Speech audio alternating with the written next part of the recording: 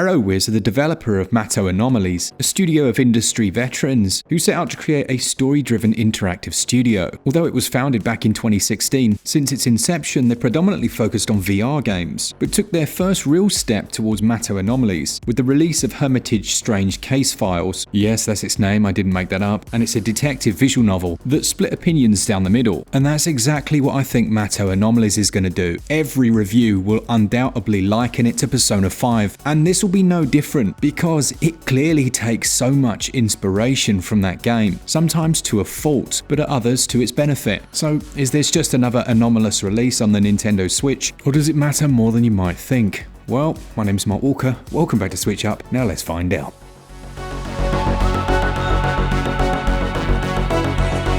Describing the narrative of Mato Anomalies is no mean feat, but it centers around the detective Do, who's roped into investigating an unusual substance called handout. And before I go any further, I do want to emphasize that some of the translation and the names given to certain items can lead to some confusion. Early in the story, you meet a shaman who's known as Graham. After finding yourself sucked into these alternate universe rifts known as lairs, filled with demonic creatures known as the Bane Tide, Do and Graham become acquaintances and act as the two main protagonists who are both controlled throughout the story. Let's put it bluntly, it's not an easy narrative to follow, it can even be a little messy, but there is something here. It becomes evident that Graham is trying to close these rifts by defeating the creatures therein. They also seem to have some effect on the inhabitants of the world, with him having the ability to sniff out the Bane Tide and enter the rifts, seemingly at leisure. If this is already starting to sound confusing, then you have some idea of the story of Mato Anomalies. There's a fine line with this style of writing. Where Persona does it so well is endearing you to its characters, making you genuinely care for them, but also understanding their motives. I didn't really feel the same way about Do and his companions, not initially at least. What Mato Anomalies does do well is in its side quests. There are lots of optional side quests, some which will be locked if you progress too far in the story, but it was through these that my bond with the characters actually grew far beyond what the main quest provided. If you're someone that only enjoys going through the main quests, that could be quite the negative on the game's overall narrative, but it's nice to see side quests given some attention, rather than simple fetch quests. Unfortunately, I think Mato Anomalies makes more than one misstep when it comes to the way it tells its story, but it really does get a little confusing at times, and I found myself having to go back through the logs and reread certain sections. Whenever the frustration started to creep in was usually when I'd carry out a side quest or other activity which would build up those relationships, and caring for the characters meant that I could persevere through some of the more arduous story segments, but it never meets the greatness of Atlas in my opinion. The gameplay is where things get much more interesting. On the one hand, you've got your detective activities which take place in the overworld in a futuristic version of Shanghai, accessible through numerous subways. You can fast travel to any section of the city that you've previously visited, and areas of importance, side quests, and other points of interest are shown on the map in each of its sections. The side quests are shown with purple question marks, and other activities will pop up as they become available, like having one of your companions cook for you, or going to the cinema to watch back old cutscenes, or the comic book sections used to push forward the story. It's in these areas that it is most like its influences. You run around at a fixed speed, you can fast travel anywhere, there's a shop, a merchant, you can buy potions, and also, through Graham, visit different lairs to essentially grind, get new weapons and unique items, if you so choose. And it's also in this main area that Do shows his skill set. He has the ability to change people's minds, where have I heard that before? Through what's known as the mind hack. This is a really interesting idea, and it takes the form of a card-based strategy game. It plays out in turns, and you'll unlock several decks throughout the game. I believe it's 6, with each deck allowing you different cards, with the aim of reducing the defenses of your opponent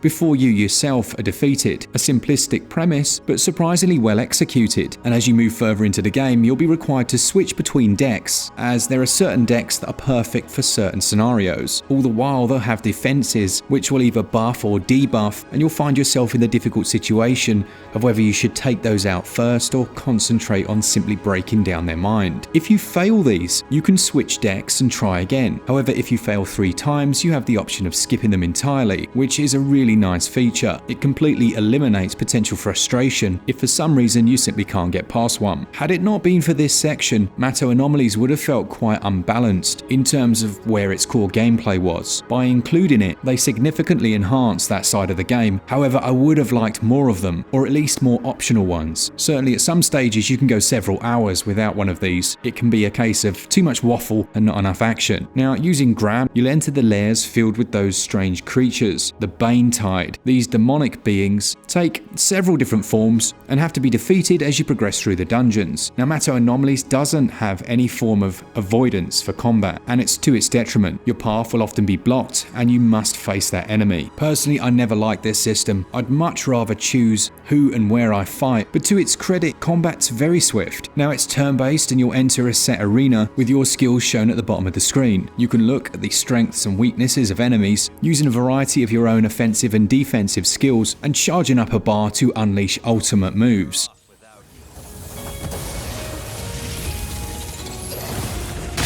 It's pretty straightforward, and if you're someone that doesn't enjoy combat, you can actually automate this. The automatic system does a good enough job to defeat most smaller enemies, but you'll certainly need to take over if you fight a boss, which I guess is the perfect utilization of such a system. Now, while combat is seemingly quite simplistic, the biggest downfall here for me is in the variety of different enemies, or lack thereof. There simply aren't enough of them, and when you combine that with some slightly mediocre dungeons that lack variety from both a visual and design sense, you could be mistaken for thinking that I don't enjoy the combat, but I actually do. It still manages to work quite well. If your controlled characters have a shared health pool, this is a nice system, and a lot of your skills and abilities augment your offensive and defensive powers as a team. While you'll gain skill points through leveling up, you can add points into attack, defense, or those ultimate moves, but you can also acquire and slot in different gears, which are modifications that will improve your base stats as a team. As far as other equipment goes, you will find new weapons in Mato Anomalies, but they're few and far between, but each character has access to two different types, with different weapons having different special skills, the correct use of which can make the difference in some tougher fights. And it's those nuances and the team element which save the combat for me. There are a couple of systems which I don't think I ever fully understood, like having the quick heal button at the bottom of the screen with the Y button that doesn't do anything for the first 10 hours or so. Also, those ultimate moves in combat, although hugely effective, charge far too slowly to provide any kind of benefit in almost all of the combat instances. Perhaps that's intentional, but it seemed a bit unusual in practice. And while the card mechanics are quite interesting, there are a few little design quirks, like the card popping up and blocking the health of the enemy that you're about to attack. There's just a number of smaller design choices which seemed at odds with the rest of the experience. Moving around the world is easy enough, although my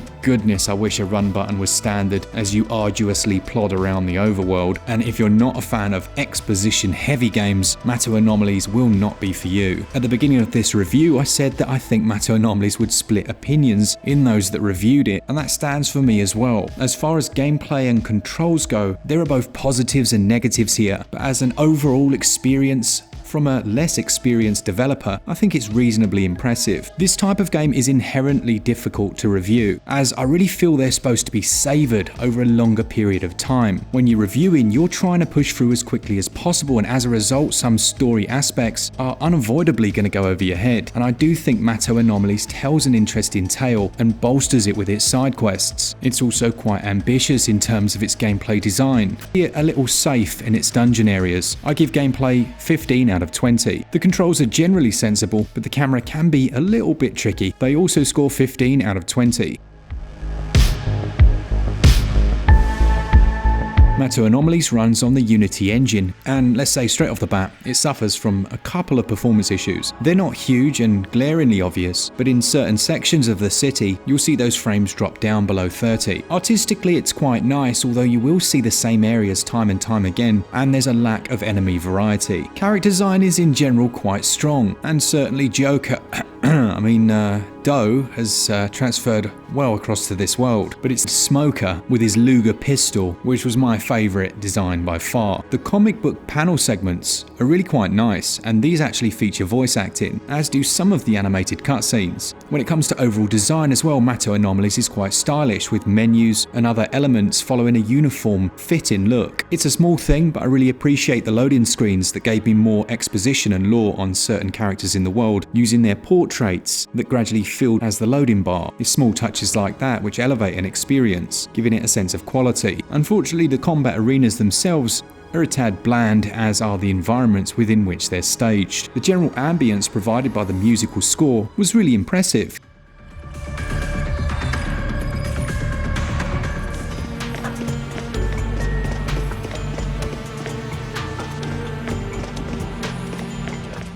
I never found it intrusive or repetitive, and it fits the overall theme. The voice acting in English, it's okay, but you can switch this out for other languages, so your bases are covered. I do also think that the in-game font is a little bit too small if you're playing on a Switch Lite, and it would have been nice to have had a text size option. Visuals and performance score 14 out of 20, sound and audio score 16 out of 20.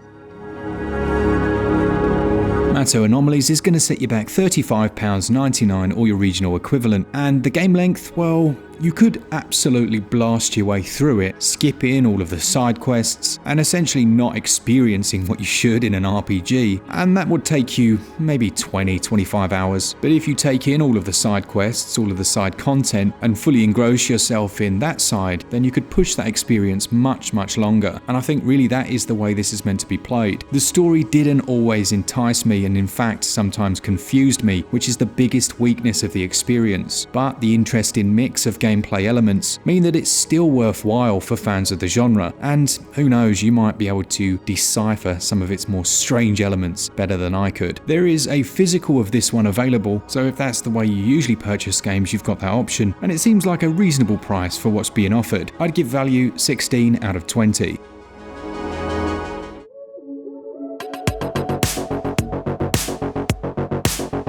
The mileage you get from Mato Anomalies is directly linked to how you engage with its narrative, but I am impressed with the work Arrowwiz has done here, despite a couple of hiccups. For those looking for a Persona Light style experience, there's a good chance this will appeal to you, but if you're someone that does not like reams of exposition, then you might want to look elsewhere. It gets a SwitchUp score of 76%. Such a hard game to review, that one. It's pretty much what I said. When you're trying to rush these types of games, it invariably changes the way that you experience that story. But even with that said, I thought, yeah, I was really quite impressed overall. I look forward to seeing what this team do with the sequel. Let me know down in the comments, is this one you've been interested in? I've tried to give as balanced a perspective as I can, but yeah, really tricky one to review. We've still got our 5% discount for this month using code SwitchUp over at switchup.gg. Alright, I think that's everything. Thanks to our Patreons and members, and as always, for all things Switch, all the time, keep it Switch up. Cheers guys, see ya!